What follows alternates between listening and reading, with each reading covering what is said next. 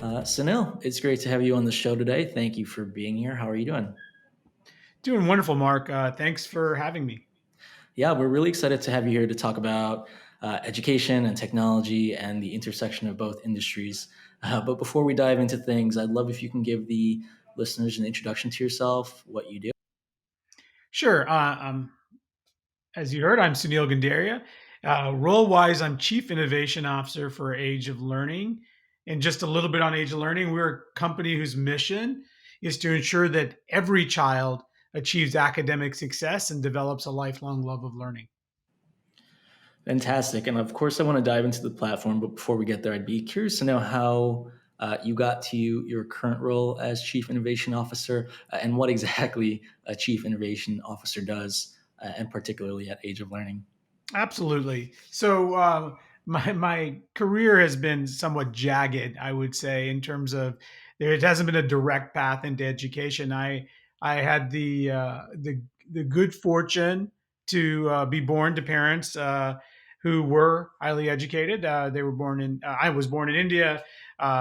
Immigrated to the U.S. and really followed a career path that the same one that my dad had set out for me. At least that's what I thought I wanted to do. uh, he was a CPA, so I decided to become a CPA. I worked as an accountant, as a consultant, and then as I was getting my MBA, um, the internet was really starting to take off, and actually about to take off and then burst as the 2000 bubble burst. But I was at a great position, and this really got me involved in technology. I was at Disney, working on international and specifically around how to get content onto devices, uh, both computer as well as nascent mobile devices that were starting to hit the market. And it was at that point that I really got this opportunity to work at the intersection of content and devices. And that led to an opportunity to go start a new business for Disney in Europe. I worked in London for 8 years, where I built a team of over 100 people that were focused on getting interactive content onto mobile devices really early on. So I would say that what has led the kind of the innovation work I've done, and it's been really what I've been doing for the last 20 years, is really looking at how do you engage audiences on new platforms and create interactions that produce something. And for Disney, a lot of times that was how do you produce happiness and joy through these interactions with new platforms. Fast forward to after 11 years at Disney, I moved back to the US. I had developed this expertise in mobile content. Fortunately, came across Doug Doring and the team at Age of Learning as as the platform as ABC Mouse, which is the primary product for Age of Learning, was really starting to take off. Doug was looking for someone to help with the mobile side of the product, both from a distribution perspective and a development perspective, and that's what led to my work here. And that work has evolved since the early days. I've been at the company now for 9 years. Um, in 2014, Doug came to me and was like, "We're doing really well. ABC Mouse is a platform that's really working for consumers, is really driving engagement, really helping kids learn, youngest kids learn.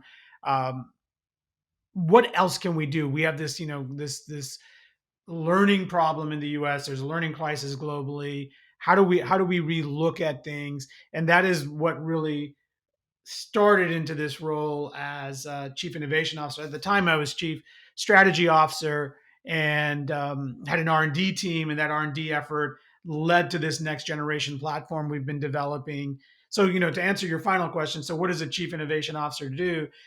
In context of an educational technology company, what I do is help build, teams across both curriculum pedagogy, like master teachers, and data science, cognitive science, and really learning science to drive forward better learning outcomes, and really looking at the ways and the needs of both teachers and school systems, and how do we address those needs in new ways is really where I'm focused from an innovation perspective. That's great. And I think similarly, had you asked me 10, 15 years ago where I would see myself ending up, I don't think technology is where I would have envisioned myself. One, technology in the tech sector wasn't as prevalent as it is now. And as well as a first generation Asian American, I think there were expectations about career paths that we were supposed to take. So that's Yeah, really no, interesting I was about, and definitely doctor, engineer. That's typically the path to go, right? As first generation right. Asian. Nursing, accountant, all of those very secure, lucrative jobs. Exactly. Known professions.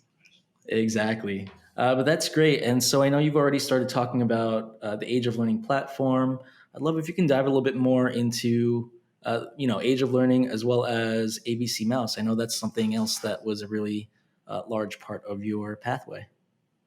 Yeah. So as I mentioned, Age of Learning is best known for ABC Mouse. And what that is, it's a direct to consumer digital platform for young learners, primarily serving kids, from the ages of 2 to 8.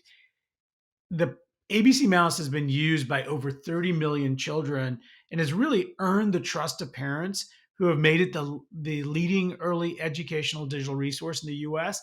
And one thing that we really take pride in terms of ABC Mouse and why we have built this trust with parents is that it's a product that works. And what I mean by works is we do things called efficacy studies, and what that ensures is that, or what it allows us to evaluate, is that ABC Mouse drives significant gains in both reading and math for young learners. So parents can have the confidence that this is a platform that is going to work for their child in terms of delivering not only the educational outcomes I talked about, but also a true love of learning. That's great. And to take that a bit further, I know that the big elephant in the room, right? The pandemic, the past 2 years, education has really had to shift and adapt to this hybrid and remote learning structure. Has that affected at all what you guys were doing and the functionalities that you offer from a platform, or was your platform already really set up for that Yeah, digital experience? our platform is was ideal to help alleviate the learning crisis that was present, or that occurred during the pandemic. And and I- and it and I got to tell you this because it really speaks to what we care about as a company, is that as a management team, we made a decision the week when schools were starting to close to offer all of our commercial products, including ABC Mouse, which is a direct-to-consumer product that we monetize through a subscription to parents for free through schools. And over 2 million kids, or nearly 2 million kids, took it were able to take advantage, and we of our offer to use ABC Mouse as a stopgap measure as they kids were now able to go to schools. And it just speaks to, like I said, the commitment we have as a company to do the right thing for the parents and students we serve. Yeah, that's amazing. I think the tools afforded to teachers um, are not where they were a couple years ago, and it's great that there are platforms like Age of Learning and ABC Mouse that they can utilize in this world. And they probably need a lot more tools than they already have. So it's great that we're making a dent into the, I guess, digital marketplace here. Yeah, and Uh, that speaks specifically, Mark, to the effort we made to address an immediate crisis uh, with kids being out of school, and how we reacted. But going back to the other question that you were asking about, the learning crisis that's pandemic oriented, there's absolutely a learning crisis in the U.S. that was caused by the pandemic, but unfortunately, that crisis itself started well before the pandemic. And if let me take you through, because this really gives you some context on how we in why we invested in innovation and why it's so important to us as a company. You there, as a country, we the US produces something called the Nation's Report Card. And what that report card finds is really, it's an abomination in terms of, we're not, our educational system, as 60% of our fourth grade students are not performing at proficiency in either math or reading. And if you start looking at that through an equity lens, over 75% of our students from low income families are not achieving proficiency in either subject. And unfortunately, as you can imagine, there's a lifelong cost to each individual, their family and community, that's let down by our system in terms of opportunity and social mobility. And what that translates into is a massive cost to the US economy, as the achievement gap between students from high income and low income families cost the US economy about $500 billion a year, which is 3% of the GDP. And just to give you additional context, so that's equivalent GDP loss to the entire economy of a country like Belgium. And unfortunately, the pandemic, as you can imagine, has only compounded the problem that already existed with low income families, or students from low income families, nearly 2 times as likely to be have unfinished learning as those from higher income families. Yeah, and I agree with what you said. I think there's always been a learning crisis, and what the pandemic has done with not just education, but with a lot of different industries and business as a whole is it's really highlighted a lot of the shortcomings in our system as a nation, as well as just outdated practices like the concept of a traditional 9 to 5 or going into an office every day. It's really just shaken up things. And I spoke about this in a previous event I had went to. I think what's really interesting about the pandemic it put us in an incubator almost, right, where it forced every single company in the industry to have to innovate and adapt to this remote world, this digital world, which probably would have happened within 10 years, but was accelerated within the past 2 years. So I'm really excited to see where things come out from here and once we come out of this pandemic and, 5 years from now. And that is exactly, how do we come out better? How do we build back better? And I know the administration uses that as a post pandemic where we want to go to. And you brought up an interesting point. You talk about workforce and traditional 9 to 5, and you think about uh, how that works in schools. Our model that we use in schools is the same model we had over 100 years ago, that's built on this one size fits all, where we measure progress by time and seat. If you think about it, most of your education, my education, is really based on the expectation of what an average student is expected to learn during the year. And the results I shared with you really tell you that this model is broken. And kind of the diagnostic around this is that the model as it works now requires students to adapt to what and when a subject is taught. And what we can tell you, and from the research that we've done, and a lot of others have done, is is that the best systems, and we see this in so many different aspects of our lives with personalization, really adapt to what the needs of each student are. And the system that we've been building over the last 7 years does that. And what it does is it casts our roles as educators as not to measure progress by time spent, but rather ensure that every child and every student masters the material they need to learn. And so that's what we've been working on. And so going back to that innovation point, is we're building what we feel like is the future of education. And that's the system. We call it our personalized mastery learning system, that really tailors instruction for an individual student's needs. And we use technology to create this patented platform that takes real-time data to adapt instruction to a child's learning needs, that is completely independent of their age or grade, but rather it's based on what they need to know and what they need to learn. And we have two products that we brought out on this platform. It's one. Our first product is My Math Academy, and My Reading Academy is another product that is also coming to market as we speak. Yeah, I mean, that's really interesting when you think about technology and the platforms that exist today. I think one of the biggest trends we're seeing in 2022 is this idea of personalization, right? Uh, Businesses are really putting out personalized content. App experiences are becoming increasingly more personalized based off of, onboarding and things that you might enter into them.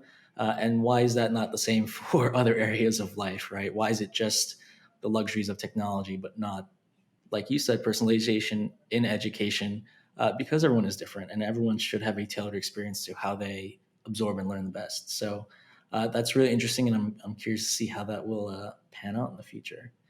You But know, one I of can the tell you now, it's not only interesting, it's working. And how do we know that? Is that we're going back? We're a research oriented organization, and we approach research like scientists, because education and how we deliver education should be approached as a science.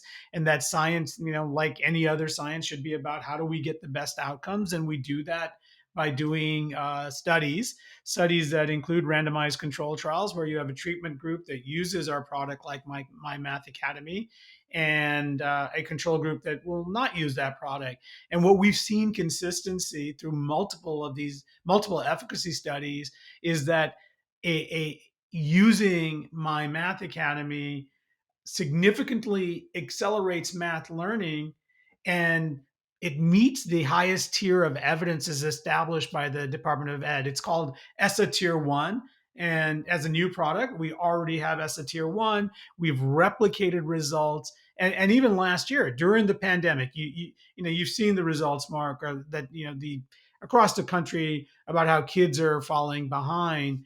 And we did a pilot study last year with a low income district in the Rio Grande Valley. It's in Texas, not too far from the border, where the majority of the students receive free and reduced lunch, because it's a impoverished area in terms of family economics.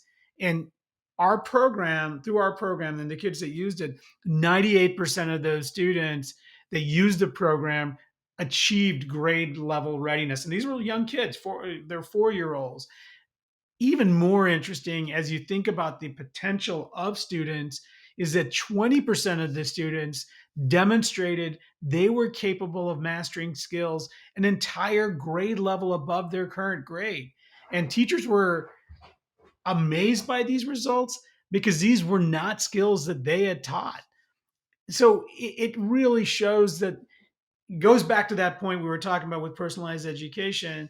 It's not about only getting kids to level, but really fully unlocking potential that may not be otherwise recognized when our system looks at just what's supposed to be learned in a year versus what a child is capable of learning in a given time period, or through a longer time period. So time is not an element. It's really what a child needs to learn and what they're capable of, and whether and getting them to the grade level should be the minimum standard we have. It's really what are they capable of getting to when given the opportunity to learn more. Yeah, that's so interesting, and it kind of brings me back to, and you could probably relate to this. In high school and going ready for college, you took your SATs, and the SATs were such a huge barometer of where you could get into based on how well you performed. But I think, and I remember seeing fellow students that just weren't really good test takers who were just naturally intelligent, and so everyone was graded and based off of this singular system that just didn't really make sense because people had different attributes that we should be evaluated on. So those statistics you gave, 98%, that is amazing. That's fantastic. Yeah, we're really proud of it, and again, it replicates what we've seen in the past, that our program, My Math Academy, can accelerate results. And the amazing thing, Mark, is that it's a supplemental program, so it's it's able to help kids the way it did with as little as 45 minutes a week of use. It's 15 minutes a day, 3 days a week, 4 days a week, and you can drive better results. And not only in terms of accelerating results, what we're also proud of is that it can increase confidence of the learners themselves. And we get this feedback through surveys we conduct with teachers, is that not only did the program help the kids learn, but it also helped them identify as learners. And that is just so incredibly important as you think about the approach to education. And there's this great work by Carol Dweck from Stanford on the idea of growth mindset. And you establish that what it establishes is that rather than approach a problem as or something new as oh, I don't know that, and I you approach it as, I don't know that yet. I'm very capable as a learner to get there, but I just need the right resources to get me there. And it's a complete mindset shift that's really important as we think about what we want in a society that's going to require us all to continue to be learners throughout our lives. There's no endpoint. And you talked about the SAT, and I don't know if you're familiar with End of Average. It's a book by Todd Rose, and he talks specifically to that point. With SAT, the expectation is that you're able to express your knowledge within a fixed time period of 3 hours. Well, what if you need more time? What if you have that knowledge, but 3 hours doesn't work for you because of test anxiety, or it's just not enough time for you, or as you said, you don't take tests well. And no question, the SAT has historically over-indexed to higher SES populations who could afford $150, $200 an hour tutors to help them with math and English, that are available if you have the income to afford that. And so there's a lot of these standardized tests that we've relied on in the past are need to be re-examined to see, what do they really predict, how important of them are they, what are they a barometer for, and is that what we really should be measuring? Yeah, that's great. And I love what you had just said about that concept of I don't know versus I don't know that yet. And as an adult, I think that's something that I personally really resonate with. Is it's constantly learning, especially in technology. There's new platforms, new things to learn every day, every year. So um, I never limit myself based off of my knowledge now. It's just there's more for me to learn, and I can learn it if I put the time into it and I have the resources. And I think that's really relevant. Yeah, no, I want to actually back up to you had mentioned previously this idea of equity in education. And so I also know that you are expanding the digital platform and going into schools, correct? Yes, that is correct. So yeah, I'd love to hear more about equity in education as a whole, as well as what you are doing within the classroom. Absolutely. So the decision to go into schools, and as you correctly identified, we have historically been a direct to consumer company, and the rationale was, as we started looking at the results we were seeing, and most of the studies we've conducted have been school based for my Math Academy product, and we were seeing these great results. We So during the pandemic, and this was mid right after the pandemic had started, and we were thinking through, well, how can we take this platform that we've developed, that is shown that it can work, and really impact students that need it the most.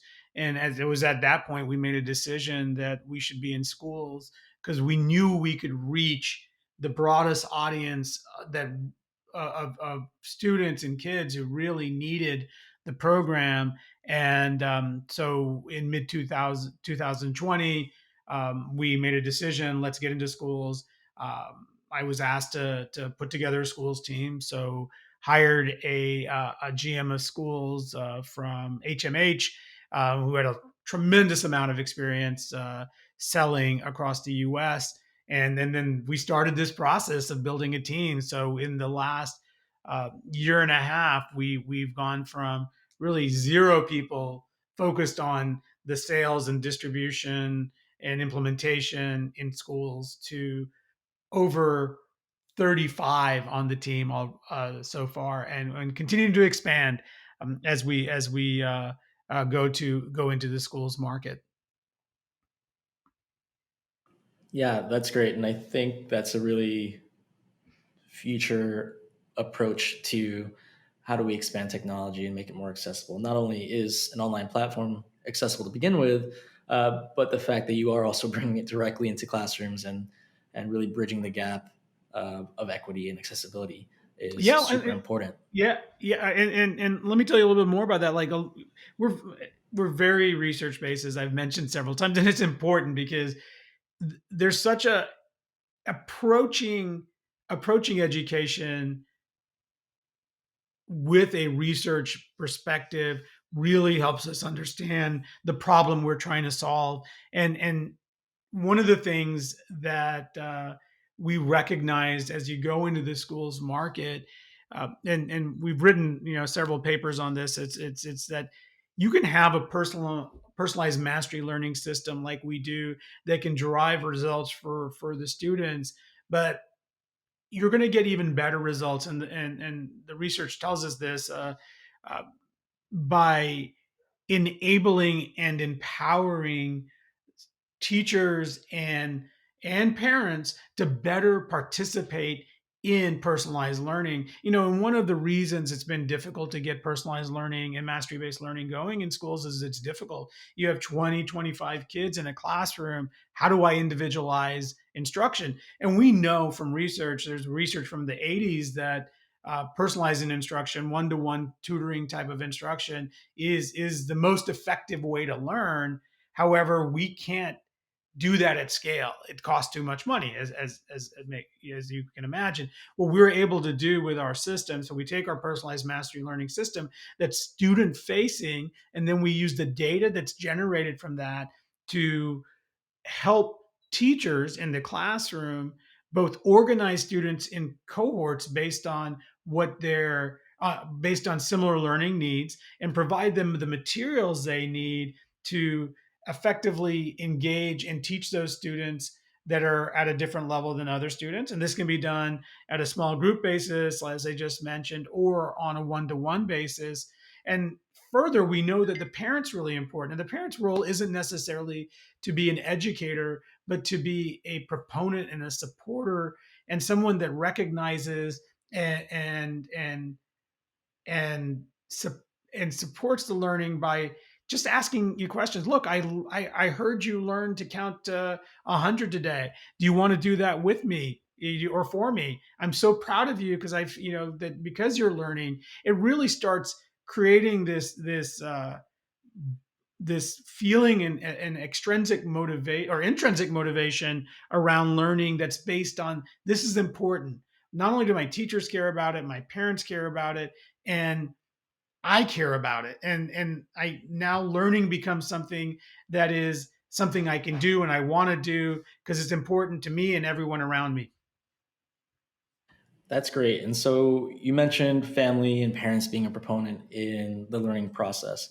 So I'm curious to get your thoughts on when we talk about the future of technology and education, why you might feel like products and technology do have a broader impact when it comes to how families interact and how communities interact, and again circling back to that idea of equity.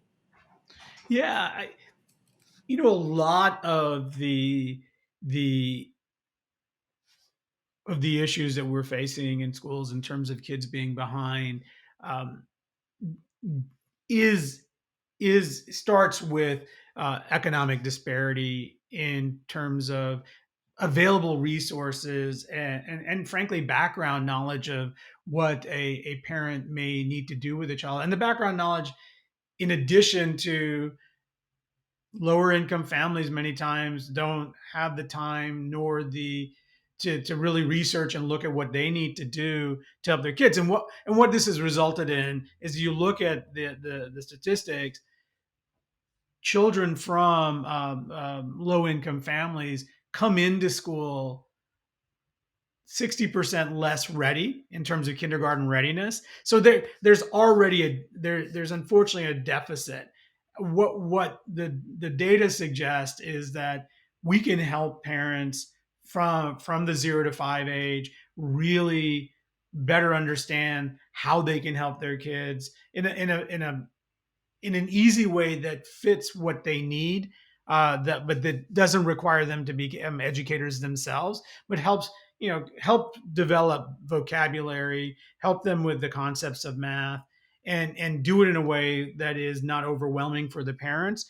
That that alone will help us lift so many to get so many kids better prepared to start their educational experience in schools, and then continue to personalize, because what our data shows us is that the capability of kids exists everywhere. It's just the opportunity to learn may have been limited by their economic circumstance. And that is why these personalized learning platforms really, the ones that we're building, we think really can unlock the potential that's there with all students, regardless of what their economic background is.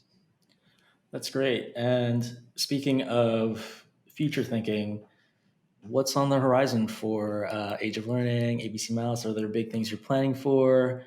Things we can be on the lookout for in terms of features you might be launching, or Yeah, sure. We as I mentioned, my math academy, we are in the process of selling it to into schools right now, and are quickly and rapidly increasing our evidence base as well. In terms of what we want to be able to do is not as an organization that really is a proponent of research, is continuing to show schools schools across the country and districts across the country that our product works, and it works in your context. And the more we can show that, and the more that we can show those results, we know that we can drive better outcomes for more kids. As we want to help drive this new way of learning that really personalizes learning for every child. And the best way we believe to do that is by providing the evidence of how effective it is and how well it works, and that it's worth the investment of rethinking how we personalize instruction for all kids, rather than kind of the traditional model was the sage on the stage, teaching the same content to all kids, across the year. Let's look at how we bring forward this ecosystem that personalizes learning. that's fantastic. Super interesting. You definitely work on product in an industry that has the capacity and that has already been able to touch the lives of so many different people. I'm curious to know if there has been a very memorable moment in your career so far, or just a big milestone or an event that you just thought, wow, like this is why I'm doing what I do. Yeah, and I've been at over the last 6 7 years of building this product, and working with the teams. There's been so many of those, and it's been just really incredible to.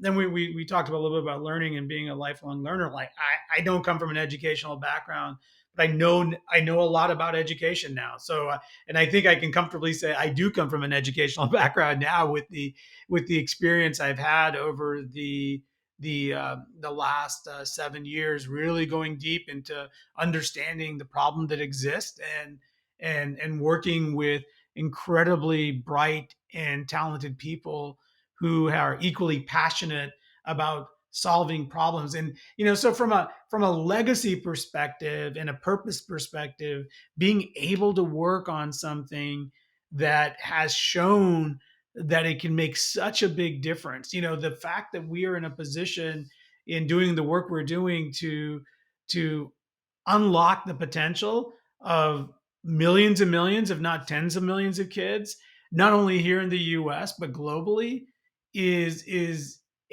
collectively. And I know you asked for a single experience, and I don't think I can just make it into one, because there's been so many of these that I've been fortunate to be a part of over the last 7 years. And I now look forward to seeing our product starting to, as we go further and further into schools, or have a broader reach, that impact just is just coming out. I'll tell you, there was a moment last year that was really, I think, affected me a lot. And it was a board meeting at the Harlingen School District. And this is a school that used our product in its pilot study with nearly 1,000 kids. And listening to the board members marvel on the results they saw, the superintendent and the head of instruction and one of the principals was talking about from using my math academy, and how important that impact was to the district and to the community that it served. It really was a seminal moment, I would say, in terms of, wow, this is what we've done so far, and this is what we need to replicate 1,000 times more, to really show the full impact of the work we've been doing. That's amazing. So you've definitely gone on a journey with everything that you have worked on and all the different areas that you've touched on. Question for you: what advice would you give to your younger self? Every part of your education is just a journey. You don't define yourself by where you went to school, or or your grades. You define yourself on what you choose to do and learn next, and where you really dig in and decide you want to be an expert in or be knowledgeable about it. It's all possible. I think that that is something I wish I'd known at an early age, and wasn't, you know when I went to college, it was like, this is what you did the rest of your life, and it was decided when you make a decision when you're 18, in terms of what that's going to be. And that now that concept seems so far removed and ridiculous from the reality and truth of always continuing to need to relearn, re-educate yourself on what's happening, and continuing to use that to drive forward your own trajectory. Yeah, I that is really good advice, and I love that thought of. I mean, as an adult, it's easy for me to say that the learning never stops. But as an 18-year-old, you think that once college comes, everything's going to be figured out for you, and everything you've learned in the past 8 years is what you bring moving forward. And I can say definitely, while you draw on those experiences, you definitely learn a lot more out of school and in life, and in working and learning and continuing your own growth. 100%. So, um, I know we talked about a lot of different topics today, and there's a lot we can dig into, but we like to end these episodes with sharing a majestic bite or one key takeaway that you'd love to share with our audience. Can you share what that bite would be for you? Yeah, sure. Reflecting back on what's important, and you think about great leaders and great people, and some key takeaways, and somebody I really admire is Nelson Mandela. And he has a fantastic quote about education. He says education is the most powerful weapon which you can use to change the world. And to me, that really encapsulates um, a takeaway for not only for what we do as a company and why it's important for us to unlock the potential of our youngest because it really truly does unlock the potential of our humanity and the human race, is because how we prepare them for the future and what they need to learn really is going to be the biggest influencer on what our futures are going to be. And so that is something that is just incredibly powerful. Great. Sunil, thank you so much for your time today. It was really a pleasure having you on the show, learning more about what you do, and learning more about education as a whole. It's been really enlightening.